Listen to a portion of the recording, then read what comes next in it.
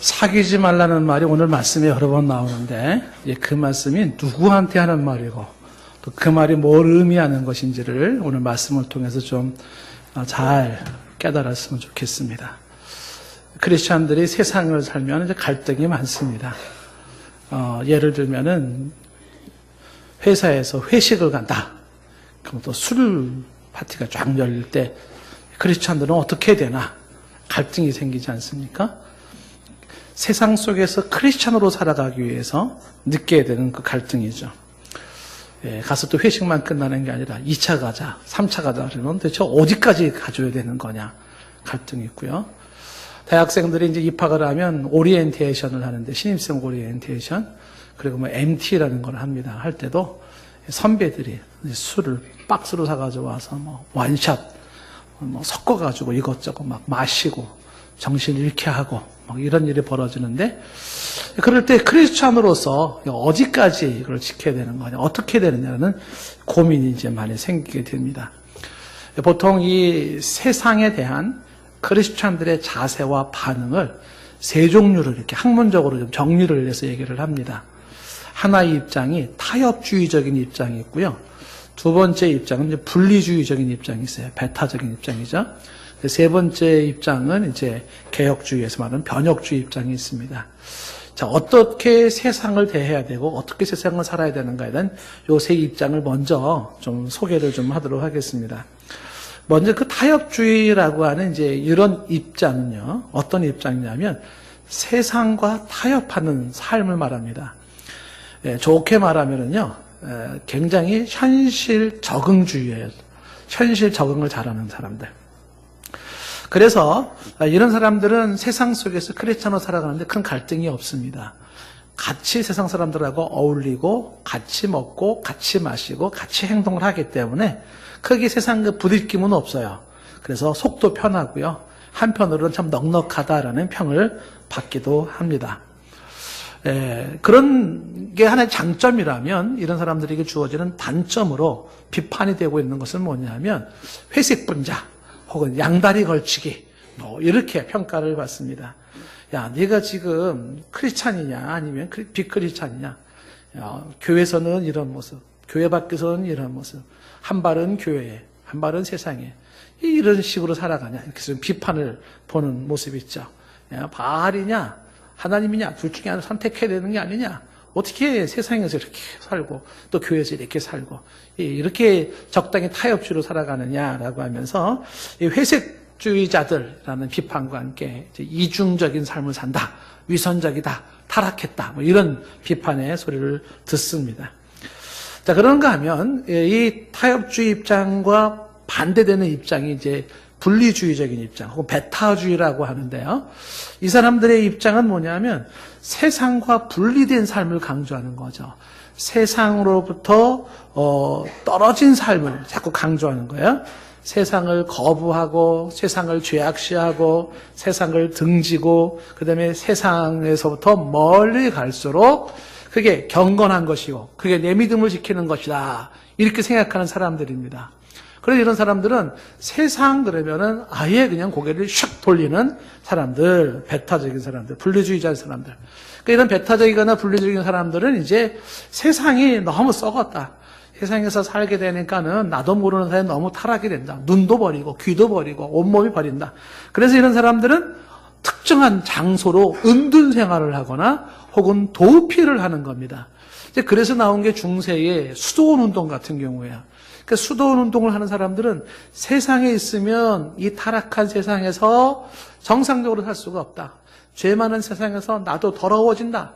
그래서 산속에 하나의 공동체를 만들고 그 속에서 아침, 점심, 저녁으로 계속 기도하고 예배하고 그리고 자기 경건의 훈련을 하고 이렇게 하는 중세의 사람들이 있는 것입니다. 그래서 지금도 이제 유럽에 가면 수도원이 지금도 있지만은 그런데 이제 이 수도원의 이미지가 한국 교회에 들어온 것 중에 하나가 뭐냐면, 뭐 3박 4일 동안 뭐 어느 특정한 장소에 사람들이 모여가지고서 뭐 이렇게 막 지내고, 뭐 6개월 동안 어디에 가서 뭐 하고 하지 않습니까? 그런 특정한 사람들이 모여서 거기에서 뭐 형제님, 자매님, 뭐 섬기겠어요, 사랑합니다, 뭐 축복합니다, 막. 그럼 거기 천국이에요, 천국. 사람들이 너무 좋다, 너무 좋다. 내가 이럴 줄 알았지. 이게 좋은 건데 이러잖아요. 그게 일종의 이 분리주의자, 배타주의자들에게 보여주었던 바로 현실 도피적 특정인의 공동체 모습의 한 모습인 것이에요. 그러니까 예를 들면은 예수님께서 제자들과 함께 변화산성에 올라갔을 때 그 상이 너무 환상적이었어요. 그 자리가. 그러니까는 그 베드로와 야고보와 요한이 말을 하기를 여기서 초막셋을 지으면 좋겠습니다. 하나는 뭐 주를 위하여, 하나는 모세를, 하나는 엘리야를 위해서 막 너무너무. 그런데 주님께서 내려가자 그러잖아요. 그 내려가고자 하는 그 저 산 밑에는 뭐냐면 애가 귀신이 들려가지고 아버지가 막 눈물을 흘리고 제자들이 귀신 쫓아내려고 막 지지고 볶는 상황이에요. 그 주님은 그 좋은 변화산상에 텐트 셋을 짓고서 사는 걸 원하는 게 아니라 세상 속으로 데리고 내려오는 것이거든요. 그러니까 이 분리주의자들이 혹은 이 배타주의자들이 특정한 장소에 모여서 특정한 공동체를 만들어서 뭔가 지낸다라고 하는 것은 한편으로는 좋게 해석하면 자기 자신의 순교를 지키고 혹은 신앙의 순교를 지키고 좋게 평가할 수도 있지만 비판의 요소가 뭐냐면 완전히 현실 도피주의자들이다 이렇게 보는 거죠.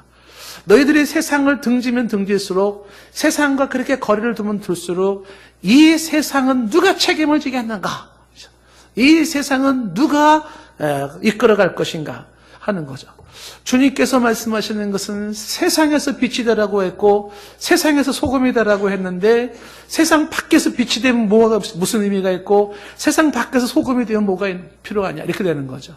그러니까 타협주의는 세상 속에 들어와서 세상과 함께 어우러서 살아가는 모습이라면 배타주의는 세상을 등지고 세상의 귀를 막고 세상의 입을 막고 세상을 떠나는 입장이에요. 각각의 장단점들이 있단 말이죠. 그래서 우리는 장로교에서 소위 개혁주의라는 장로교에서는 이 두 입장을 이게 좋은 거라고 보지는 않아요. 우리는 이제 제3의 방법으로 제안하는 게 뭐냐면 그게 변혁주의라고 하는 거예요. 변혁주의. 그 변혁주의라는 것은 뭐냐면 세상을 떠나지 마라. 더러운 세상 떠나지 마라. 이렇게 되는 거죠. 그리고 죄 많은 세상을 떠나지 말라는 거예요. 그 세상 속에 있으라는 겁니다. 세상 속에 있지만 세상에 물들지 마라. 그 세상에 동화되지 마라. 오히려 그 세상을 이끌고 세상을 선도하라. 이렇게 얘기하는 거죠. 세상을 등지는 것도 좋은 게 아니고 세상 속에 들어와서 세상 사람들과 똑같이 되는 것도 좋은 게 아니라 세상 속에서 구별된 삶을 삶으로써 세상을 이끌어가고 선도하고 변화시켜 나가는 변혁자의 삶을 추구해야 된다. 이제 보통 이게 우리가 붙잡고 추구하는 모습이란 말입니다. 그래서 이 세상 속에서 세상과 타협하지 않으려고 세상에 있으면서 세상에 동화되지 않고 세상에 타협하지 않으려는 그 몸부림이 고독해요. 그게 굉장히 힘들 수도 있습니다. 그 세상 속에 있으면서 세상에서 그 자신의 정체성, 거룩함과 진리를 고수한다는 거 대단히 어려워요. 그게 눈물겨운 모습일 수가 있습니다. 실망스러운 현실, 실망스러운 공동체, 바로 그곳에서 느끼는 유혹은 몇 번이고 떠나고 싶고 몇 번이고 그만두고 싶고 몇 번이고 거절하고 싶어지는 거예요. 그런데 변혁주의자들은 그럼에도 나를 이곳에 있게 하신 하나님의 뜻이 있다고 믿는 거죠. 이곳에서 나를 향한 하나님의 부르심이 있고 나에 대한 하나님의 사명이 있다는 것입니다. 그래서 이 세상 속에 있으면서 세상에 물들지 않고 세상 속에 자신을 지키며 그리고 세상을 선도하는 그 입장이 힘들지만 그 자리를 지키는 거죠. 그 자리를 지키는 것이에요. 이런 변혁자의 삶은 상처가 있고 그리고 그런 사람들에게는 아픔이 있어요. 희생이 있습니다. 분명한 사실은 상처를 경험하지 않냐고 아픔을 경험하지 않냐고 희생과 눈물이 없이 변혁자가 될 수가 없어요. 많은 크리스찬들이 가지고 있는 약점 중에 하나가 뭐냐면 상처받고 싶지 않고 아프고 싶지 않은 거예요. 그리고 희생하고 싶지 않은 거예요. 수고하고 싶지 않은 거예요. 그래서 쉽고 편한 거를 선택을 하는 겁니다. 그래서 그냥 좋게 좋은 게 좋은 거 이렇게 나가다 보니까 진정한 변혁이 일어나지 않고 진정한 개혁이 일어나지가 않는 것이죠. 그러니까 한편으로는 이 변혁주의자의 삶은 상당히 힘들다면 힘든 사람도 있지만 그게 그만큼의 또 가치와 의미가 있는 삶이요 하나님이 원하시는 삶이라는 겁니다. 자, 오늘 말씀이 고린도전서의 말씀 보시면은요 이제 이렇게 얘기가 되어 있어요. 9절 말씀에 보면 내가 너에게 쓴 편지에 음행하는 자들을 사귀지 말라 하였거니와 그랬어요. 그러니까 내가 너에게 쓴 편지는 이제 고린도전서 이전에 쓴 편지가 있다는 건데 이제 그 편지가 유실되고 분실됐다는 거예요. 알 수가 없어요. 그런데 쓴 편지에 음행하는 자들을 사귀지 말라 그랬어요. 음행하는 자들 우리가 지난 시간에 보았던 말씀이잖아요. 음행에 대한 얘기를 했습니다. 음행을 버리라. 포르네이아. 음행하는 자들 그러면 포르노스. 포르노가 여기서 나왔다. 포르노. 그러니까 이 음행하는 자들, 다시 말하면 사람의 그 성적인 것들을 자극하여서 자신의 성적인 그런 타락한 모습을 보여주는 바로 동성애라든지 매춘이라든지 남창이라든지 간통이라든지 혹은 그 음란한 성적인 타락한 모습을 보인 자들, 그런 사람들을 사귀지 마라. 특히 고린도 교회 이런 사람들이 많았고 인간은 가장 타락하기 쉬운 게 음란이다 라는 얘기를 했지 않습니까? 모든 사람에게는 건강한 사람이라면 음란할 수 있는 가능성이 다 있어요. 그게 건강의 한 징표예요. 타락한 자들이기 때문에 그래요. 그래서 사탄은 이것을 통해서 역사적으로 수많은 사람들을 넘어뜨렸단 말입니다. 심령들, 개인을 넘어뜨리고 가정을 넘어뜨리고 사회를 넘어뜨리는 것이 바로 이 사탄의 단골 메뉴, 음행, 음란. 근데 이런 사람들을 향해서 말하기를 사귀지 말라 이렇게 얘기를 했단 말이에요. 그러니까 여기서 오해가 하나가 생기는 겁니다. 뭐야, 하나님이 계시를 받은 사도께서 말씀하시기를 사귀지 말라 그래서 사귀지 말라는 말이 어떻게 들려집니까? 그들하고 분리해라. 그들하고 나누어져라. 분리주의 얘기하고 있네. 나누어지라는 것을 얘기를 하고 있네. 등 돌려야 되겠네. 떠나야 되겠네. 이렇게 이야기가 되는 거죠. 사귀지 말아라. 그랬을 때 진정한 사도 바울이 얘기하는 게 과연 그 얘기냐? 그래서 이제 나오는 이야기가 10절 이야기에 나오는 것입니다. 뭐라고 나오냐면 이 말은, 즉 사귀지 말라는 이 말은 설명을 하죠. 이 세상에는 음행하는 자들도 있고 탐하는 자들도 있고 속여 빼앗는 자들도 있고 우상 숭배하는 자들도 있는데 이런 자들을 도무지 사귀지 말라는 것은 아니다. 얘기가 말이 바뀌었어요. 좀 전에 사귀지 말라 그러다가 도무지 사귀지 말라는 것은 아니다. 그러면서 만약에 도무지 사귀지 말라 한다 그러면은 어떻게 된다? 아니 그렇다면 너희가 세상 밖으로 나가야 할 것이다. 세상 밖으로 나가야 돼. 그럼 바울이 지금 여기서 얘기하는 거는 그런 자들과 사귀라는 건가 사귀지 말라는 건가 이 부분을 정립을 할 수 있어야 된다는 것입니다. 먼저 이 10절 말씀에 세상을 설명할 때 세상의 사람들을 얘기할 때 음행하는 자들을 첫 번째 얘기했잖아요. 세상에는 음행이 있습니다. 음행하는 자들이 있어요. 그 음행하는 자들을 좀 전에 얘기를 했고 그 다음에 나온 사람들이 누구냐면 세상의 사람들 중에 탐하는 자들과 속여 빼앗는 자들이 있는데 이 탐하는 자들이나 속여 빼앗는 자들이 관사가 하나로 묶어져 있어서 한 사람을 말하는 거예요. 한 종류의 사람들. 다시 말하면 탐하는 자들과 속이는 자들은 탐한다는 것은 그것은 뭐예요? 내적으로 자기 속에서 심적으로 욕심을 갖는 것이고 속여 빼앗는다는 것은 행동으로 나타나는 거예요. 무슨 얘기냐면 사람은 자기 속에 욕심이 있는데 그 욕심을 통제하지 못할 때 때는 어떻게 된다? 남의 걸 뺏게 되어 있어요. 근데 어떻게 뺏어요? 속여서 빼앗는 거예요. 그 남의 것을 속여서 빼앗는 것은 그 이면에 그 사람 내면에 뭐가 있냐면 욕심이 통제되지 않는데 탐함이 있어요. 탐함이. 세상에는 음란한 자들도 있지만 세상에는 자기의 욕심 제어를 하지 못해서 남의 것을 속여서라도 빼앗고 탈취하는 자들이 있다. 이게 세상이라고 가르쳐주고 있는 게. 그게 세상이다. 사람들 속에 타락한 본성이 음란의 본성이 있고 욕심의 본성이 있어요. 그래서 그 음란과 욕심의 본성으로 그렇게 속여서 빼앗는다는 거죠. 이 사람들을 바로 사람에 대한 범죄자로 본다 그러면 그 다음에 이어지는 사람들이 우상 숭배하는 자들이 있는데 이 우상 숭배자들은 하나님께 대한 범죄자를 말하고 있는 것입니다. 자, 세상에는 음란을 비롯해서 바로 탐하고 속여 빼앗고 우상 숭배하는 자들이 있는데 이런 자들에 대해서 도무지 사귀지 말라는 말이 아니다. 무슨 얘기냐면 이런 사람들을 세상에서 여러분이 만날 때 이런 사람들 만날 때 안면 몰수해라, 관계를 단절시켜라, 그 사람들을 떠나서 은둔으로 산속에 들어가서 살아라 이렇게 말하는 것이 아니다.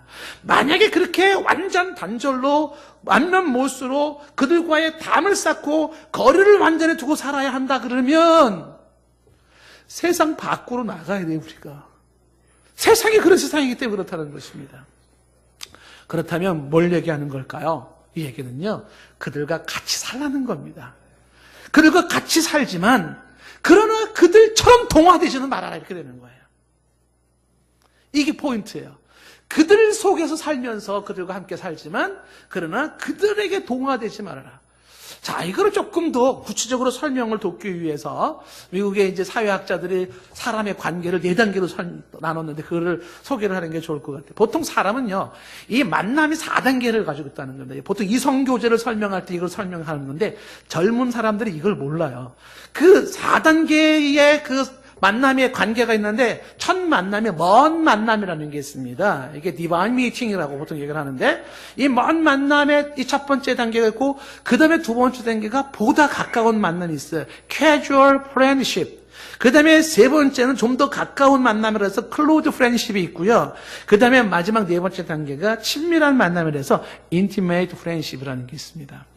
그 먼 만남이라는 게 뭐냐면 이것은 안면 정도, 서로가 얼굴이 익혀졌어요. 그 안면 정도가 있고 인사 정도만 할 수 있는 것을 먼 만남이라고 하는 것이에요. 1단계, 먼 만남.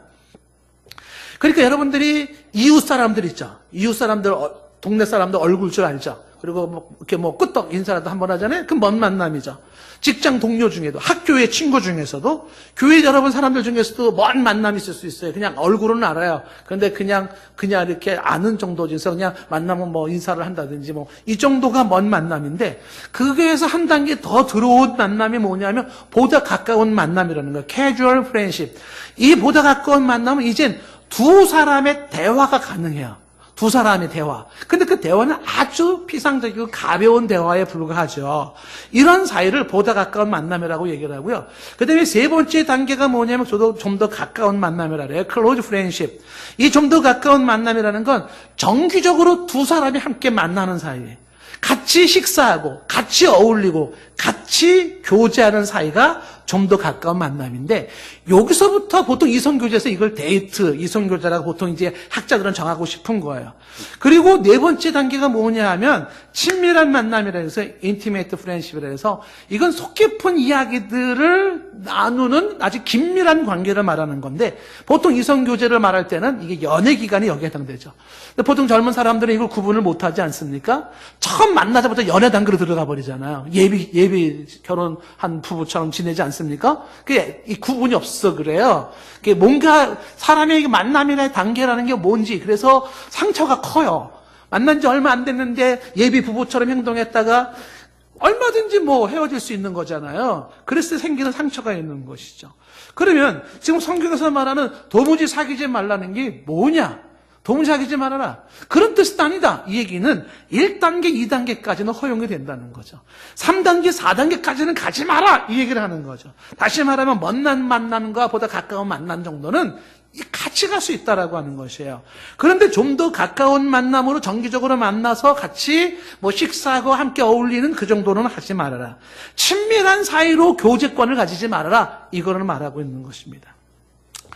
자, 여러분 이거를 정리를 좀 할 필요가 있습니다.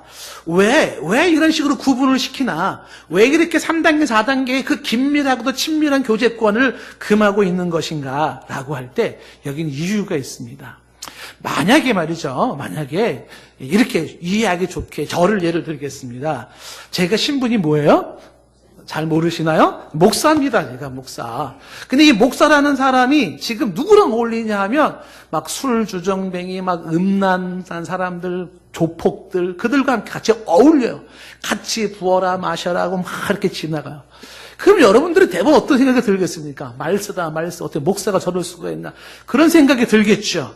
근데 그런 생각이 든다라는 것은 내 행동에 주는 메시지가 있는 거예요. 그 어떤 메시지가 있냐면, 그런 막 나가는 사람들, 죄 짓는 사람들과 같이 그렇게 어울리는 나의 행동은 그 사람들에게 당신들의 그런 죄를 나는 인정하오! 라는 메시지가 담겨져 있고, 그 다음에 무언에 나는 당신들 계속 그런 나쁜 짓 하시오! 라는 메시지가 담겨져 있는 거예요. 내가 그들과 구분 없이 막 지낸다라고 하는 것은 나의 행동이 그들에게 그 죄에 계속 져. 괜찮아. 그리고 그 죄를 더 많이 짓도록 해라는 그런 인정과 무언의 격려로 들어간 죄를 오히려 이렇게 촉발시키는 것이 되는 거죠. 그래서 그렇게 친밀하게 지내지 말아라. 그리고 이 친밀하게 지낸다는 건 또 하나가 뭐냐 하면, 그렇게 지냄으로써 결국은 누가 똑같은 죄악의 무리가 되냐면 내가 그렇게 되는 거예요. 내가 그 영향을 받는 거예요.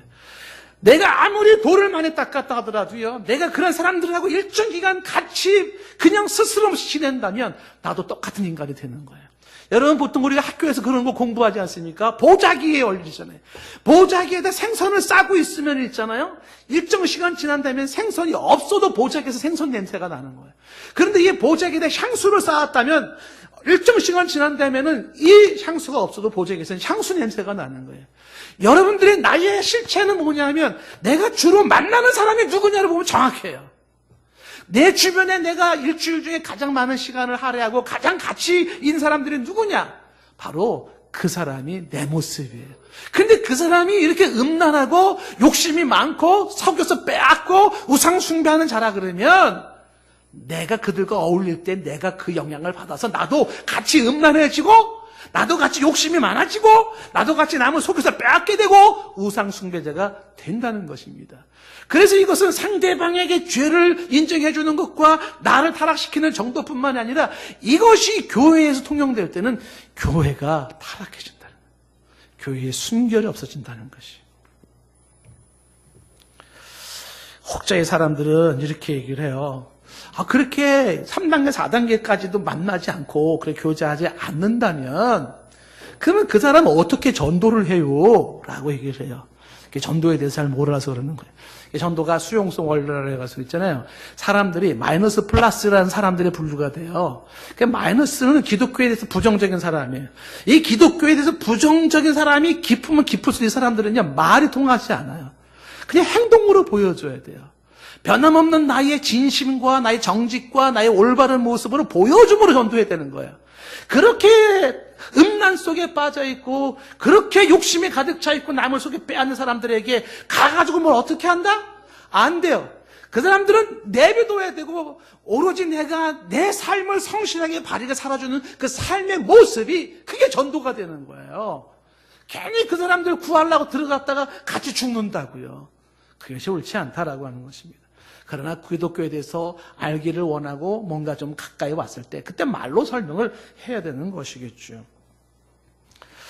오늘 이야기가 말씀드리는 것은 5장 10절 말씀을 끝에서 말하기를 도무지 사귀지 말라는 것이 아니니 만일 그리하면 너희가 세상 밖으로 나가야 할 것이니라. 바꿔 얘기하면 세상 밖으로 나가지 말라는 겁니다. 그 더러운 세상이 있으라는 거예요. 쉬운 말로. 그 죄 많은 세상에 있으라는 겁니다. 나가지 말아라. 그럼에도 불구하고 깊이 사귀지 말라는 것은 그들과 하나 되지 마라, 동화되지 마라, 그들이 너희들 속에 침투해 들어오지 않도록 해라 라고 하는 거예요. 이게 변역자로서 살아가는 성도의 갈등이고 고민이고 어려움인 거예요. 제가 종종 예를 들지만 배와 바다의 위치와 같은 것이잖아요. 여러분, 배는 말이죠, 바다를 떠나선 존재 의미가 없어요. 배는 바다에 있어야 되는 겁니다. 그런데 배는 바다를 떠날 수 없는데 그 배에 바닷물이 들어오기 시작하면 배는 침몰하는 거예요. 바다에 있음에 함에도 불구하고 바닷물이 들어오면 안 되는 게 배의 모습이잖아요. 성도의 모습이 그래요. 성도는 세상에 있어야 돼요. 그 세상에 있지만 세상 물이 들어오면 침몰이에요. 어떻게 될까요? 배가 바닷물을 헤쳐나가듯이 성도는 세상을 헤쳐나가야 되는 것이에요. 바로 이것이 세상 속에 있으면서 그들과 함께 친밀한 깊이 있는 교제를 하지 말아라, 그들 속에 동화되지 말아라, 자신을 지키라고 이야기하는 것입니다. 마태복음 5장 13절에 예수님이 세상의 소금을 말했잖아요. 그러니까 세상 밖에서의 소금은 의미가 없어요. 세상 속에서 소금이 돼야 돼요. 세상 속에서 또한 소금이 안 돼주면 그것도 문제인 거예요. 세상에서는 소금이 되어줘야 되는 거예요. 세상 밖에서 소금 노릇하면서 막 형제님 자매님 사랑해 축하해요 뭐 우리가 이렇게 행복한 천국을 만들고 그게 아니에요. 지지고 볶는 세상 속에서 그 세상 속에서 어떻게 해라? 소금이 되어줘요. 세상 속에서 세상 사람들과 똑같이 되라가 아니라 그 속에서 소금이 되라는 거죠. 이어지는 14절 말씀도 세상의 빛이라는 얘기가 뭐예요? 세상 밖에서 빛된 모습으로 뭐 천국 생활 논하지 말라는 거예요. 세상 속에서 빛을 잃어버린 자가 되지 말라는 거예요. 어떻게 해요? 세상에서 빛을 발할 수 있어야 되는데 그 세상에서 빛을 발하는 게 힘들다는 거예요. 아프지 않고는 빛을 발할 수가 없고 상처받지 않고는 빛을 발할 수가 없고 울지 않고는 빛을 발할 수가 없어요. 이게 변혁자의 예수 그리스도의 모습이에요. 아버지 뜻을 세상에서 이루기 위하여서 그는 세상을 거부하지 않냐고 세상 속에서 채찍에 맞고 세상 속에서 피를 쏟고 세상 속에서 물을 쏟으시는 거죠. 십자가의 처절한 모습으로 죽으시잖아요. 이게 세상의 소금과 빛이 되는 길이에요. 세상에서 십자가가 지는 길이에요. 세상에서 십자가 세상에서 채찍에 맞고 피를 쏟는 것이에요. 11절 말씀에 이제 내가 너에게 쓰는 것은 만일 어떤 형제라 일컫는 자가 그러면서 어떤 형제를 말하면서 음행하는 자, 탐욕하는 자, 우상 숭배하는 자 그리고 두 개를 더 첨가했어요. 모욕하는 자, 술 취하는 자, 속여 빼앗는 자 이런 사람들은 사귀지도 말고 그런 자와 함께 먹지도 말라고 말을 하고 있어요. 여러분 이 이야기가 11절 말씀의 이 이야기가 참 기독교인으로서 우리가 이거를 보는 게 참 껄끄러워요. 근데 현실이에요. 봐야 돼요. 무슨 얘기냐면 너희 중에 누가 있냐면 형제라 일컬어지는 자가 있어요. 이 형제라 일컬어진다는 것은 교회 공동체 안에 들어와 있는 자를 말하는 거예요. 교회 안에서 형제라, 자매라, 성도라, 교인이라 일컬어지는 자 그런 자들 중에 누가 있다고요? 음행하고 탐욕을 부리고 우상 숭배하고 모욕하고 술 취하는 자가 있다는 거예요. 교회 내에 성도라 일컬어지는 자들 중에 이런 자가 있는데 이런 자들을 어떻게 하라고요? 사귀지 말라는 겁니다. 깊이 있는 교제권을 가지지 말라는 거야. 안타깝지만 그런 자들과 함께 먹지 말라. 이 먹지 말라는 약게 말하는 3단계의 그 깊이 있는 교제권을 막는 것을 말씀하고 있는 것입니다. 형제라 일컬어지는 자들 중에 이런 자가 있는데 이런 자들을 구원하는 방법이 뭐냐면요. 네, 그 사람들에게는 1단계, 2단계 정도로 관계는 유지해야 돼요. 1단계, 2단계 정도. 그러나 3단계, 4단계까지는 긴밀한 교제권을 가지지 않는 게 그 사람을 구원하는 길이고 나를 지키는 거리고 그리고 그를 위한 것고 나를 위하는 것이고 교회를 위하는 것이 되는 것입니다. 여기 함께 먹지도 말라라는 11절 말씀이 있잖아요. 그러니까 같이 밥 먹을 정도가 되지 말라. 친밀한 교제를 하지 말아라. 이게 성찬식을 포함해서 식탁 교제를 금하라는 걸 말씀하고 있는 거예요. 3단계, 4단계를 가지 말라는 거예요. 여러분, 가끔 교회에 대해서 안 좋은 소식이 들을 때가 있어요. 바로 이 형제라 일컬어지는 이런 자들이 있기 때문에 그런 거죠. 우리 교회는 아니지만 한 교회에서 그런 일이 제가 여러분 소개 한번 한 바가 있어요. 구역예배를 드렸단 말이에요. 어느 집에서 구역예배. 목사가 가가지고 구역예배를 인도를 한다고요. 그럼 구역예배 끝나면요. 성도들이 목사가 빨리 가주기를 바래요. 눈치 없이 계속 있기를 원치 않죠. 목사가 나가주는 것을 바라는 것은 뭘 의미하냐면 지난번 말씀한 것처럼 어른이 없으면 애들이 방자에 행하잖아요. 그 목사가 딱 나가니까 아이고 이제 편하. 이제 우리끼리 이제 다리도 피고 이제 뭐 말도 넣고 얼마나 편해졌는지 몰라요. 구역 예배 때 예배 잘 드렸어요. 여러분에게 말씀드리지만 구역 예배 끝나면 빨리 집에 가셔야 돼요. 남아 있으면 안 돼. 예, 빨리 가셔야 돼. 근데 남아가지고서 이제 야 우리끼리 이제 좀 뭐 얘기도 참 편하게 지내자 하다가 그 집에 이렇게 찬장에서 딱 봤는데 30년 된 40년 된 이제 이게 딱 이거 40년 산이네 이거 어이구야 그래가지고서 이게 내가 아무나 안 주는 건데 말이지. 자 특별한 손님이니까 한 잔씩 뭐 목사도 없는데 뭐 딱 세상 그런 거 아니야. 나 이렇게 한 잔 이렇게 돌았어요. 예, 거기서 끝난 게 아니라 그 구역 모임에 새 가족들도 몇 명 있었는데 부부가 이렇게 모인 상태에서 한 번에 저 이렇게 취해가지고 옆에 부인을 와락 이렇게 한 거예요. 이게 난리가 난 거죠, 지금. 성추행이 일어나가지고. 여러분 어떻게 생각하세요? 그래서 목사가 빨리 가족을 바라도 제가 빨리 안 가고 싶은 이유가 그런 이유가 있는 거예요. 갈날은 빨리 가자고 손잡고 다 데리고 나와야 돼, 이렇게. 함께 먹지도 말라라고 하는 이야기는 같이 지내야 돼요. 같이 지내야 돼요. 그러나 그들과 친밀한 교제권을 가지지 말아라는 걸 말을 하는 것입니다.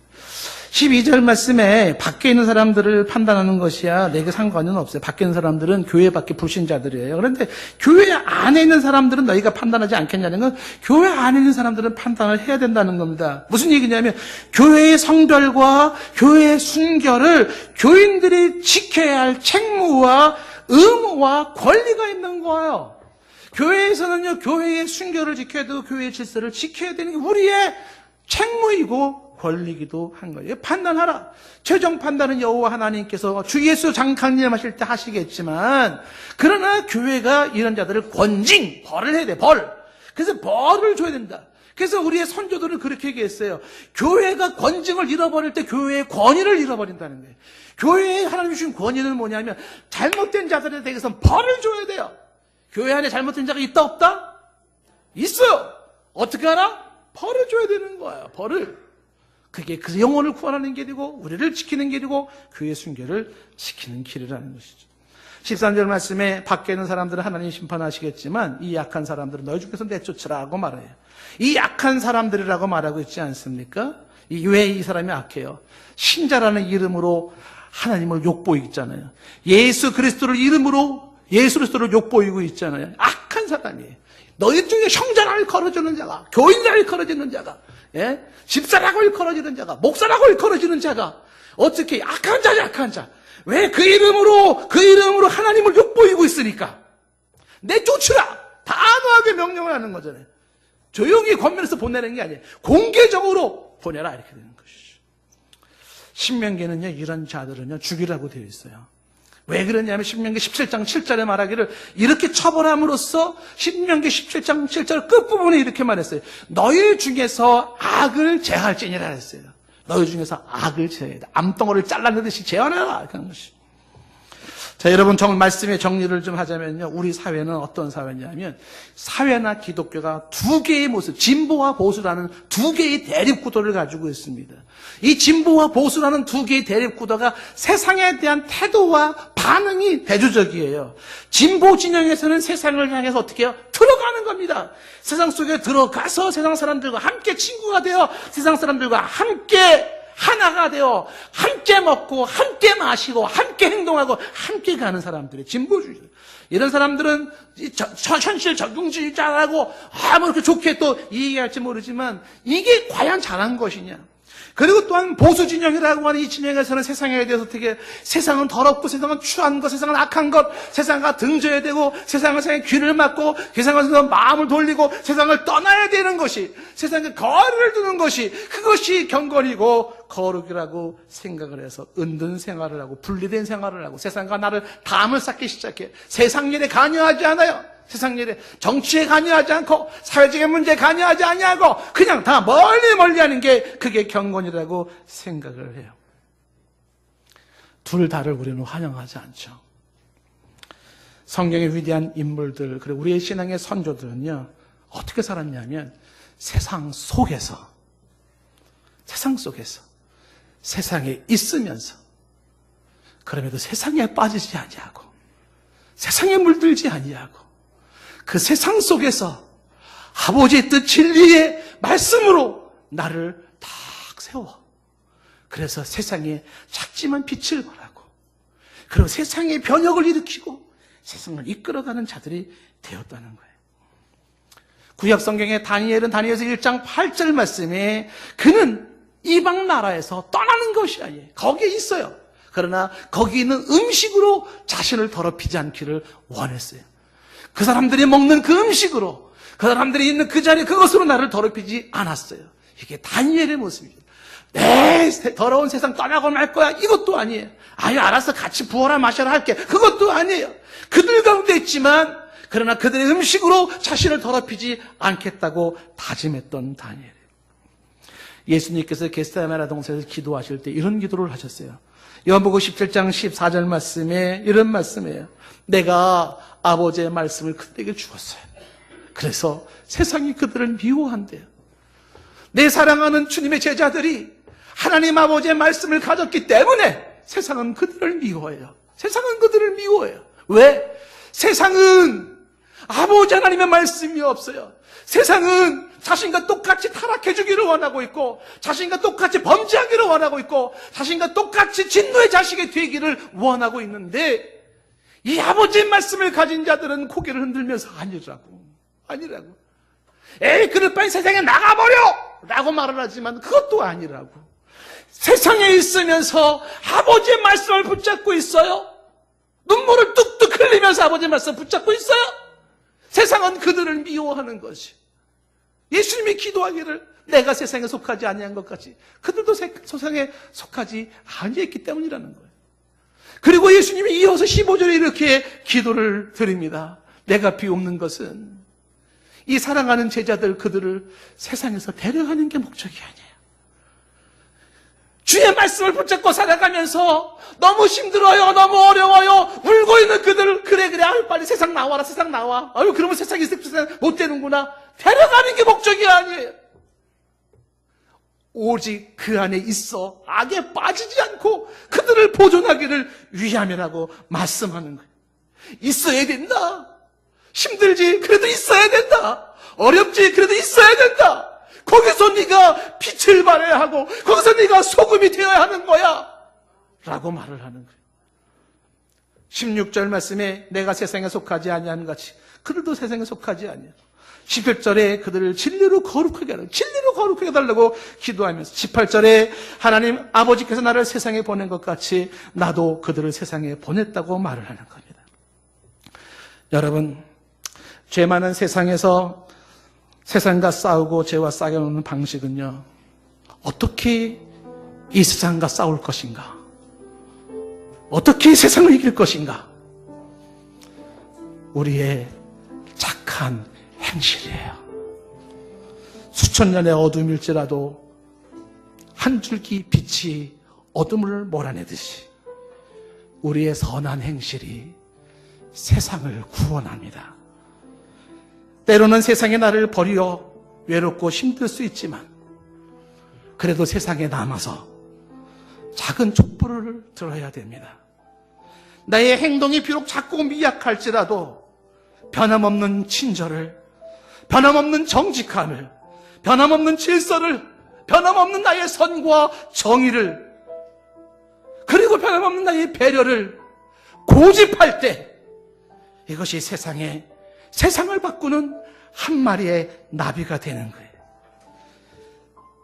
동네에서 작은 구멍가게를 하나 하더라도 정직하게 구멍가게를 운영하고, 직장 생활을 하더라도 시간을 준수하며 성실하게 직장에 임하고, 뒷사람을 위해서 문을 잡아주고, 길에서 만나서 맞부딪혔을 때 당신 먼저라고 양보하고, 처음 만난 사람에게 밝은 미소를 지어주고, 내가 먼저 인사하고 내가 먼저 다가가고, 엘리베이터를 붙잡아주고 물건을 들어주고 쓰레기를 줍고 걸레질을 하고, 누군가 이야기에 경청하면서 잘못된 자가 있을 땐 온유한 심령으로 바로잡아주고, 거짓과 불의에 대해서는 눈물을 뚝뚝 흘리면서 아니라고 말해주는 그 사랑의 거절이, 이런 작은 행동들이 우리의 자리를 지켜주는 그 모습이 세상의 등불이고 세상의 나침판이고 세상의 미소가 되는 거죠.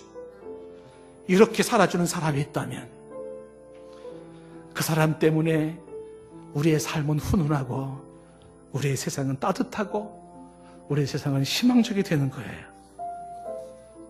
선으로 악을 이기는 자 되기를 원합니다.